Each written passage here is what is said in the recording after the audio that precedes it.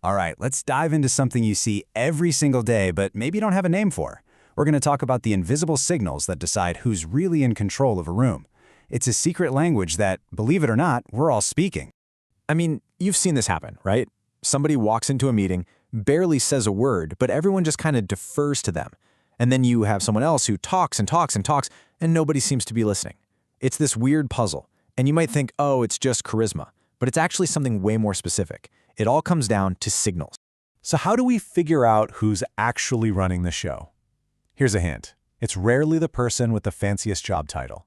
See, real authority is communicated through a set of unspoken rules, signals that our brains are just hardwired to pick up on, like instantly.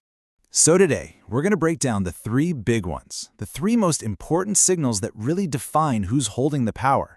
And I'm telling you, once you learn to spot these, you will see them everywhere. It's a total game changer. Okay, signal number one, and this one is huge. It's all about attention. You can think of attention as the real currency in any room. Whoever controls where the attention flows, well, they control the whole group. The fancy term for this is attention allocation, but a simpler way to think about it is this.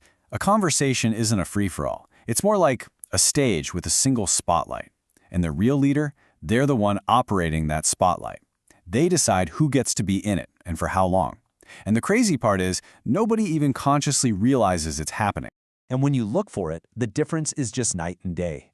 You'll notice a follower kind of waits for an opening, right? They're looking for that perfect pause to jump in, almost like they're asking for permission. But a leader, they don't wait. They act like a traffic cop for the conversation.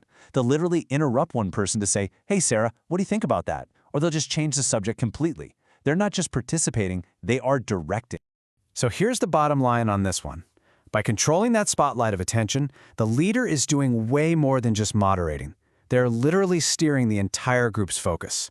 They're setting the agenda, framing the problem, and basically designing the outcome before a decision is even made. All right, that brings us to signal number two, which is all about presence. This is the physical, nonverbal side of authority, and you know what? It is so powerful. Think about it. In almost any situation, people don't just walk in and announce, "Hey everyone, I'm the leader here." Real status, real rank, it doesn't need to be said out loud. Instead, it's demonstrated physically, through body language, through posture, just the way someone takes up space. It's like they're sending out this constant physical signal that says, "I'm comfortable, I'm in control." And here's the wildest part. The rest of us, we just pick up on it. We don't even think about it. Our brains are just wired to see that presence and instinctively, unconsciously, just yield to it. It's fascinating. So, what are we actually looking for here? What does this presence look like in the real world?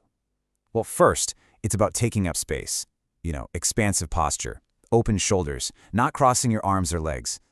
It's also about being still, minimal fidgeting. That stillness just screams composure and confidence.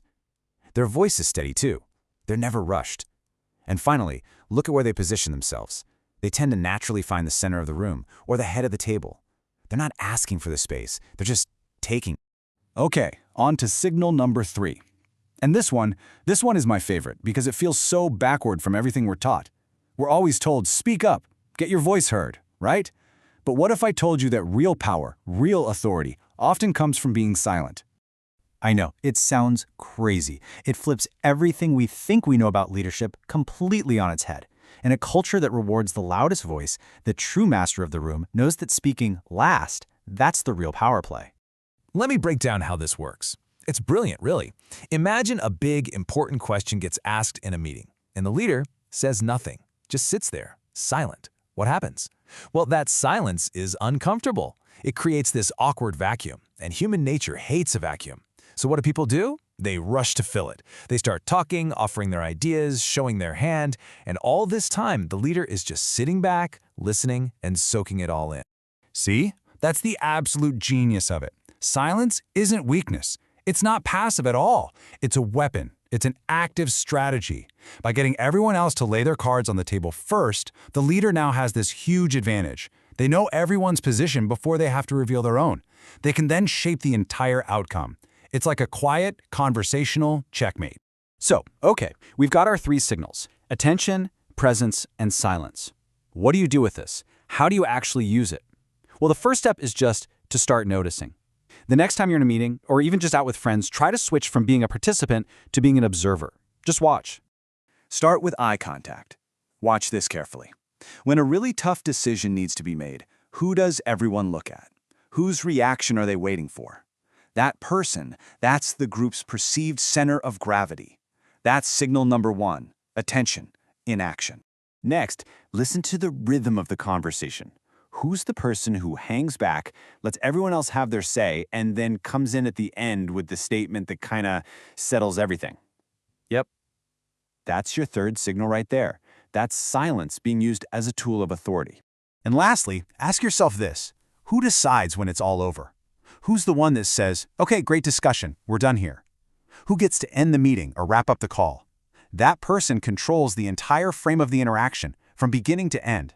And really, that's the ultimate takeaway here. Power isn't about being the loudest or talking the most.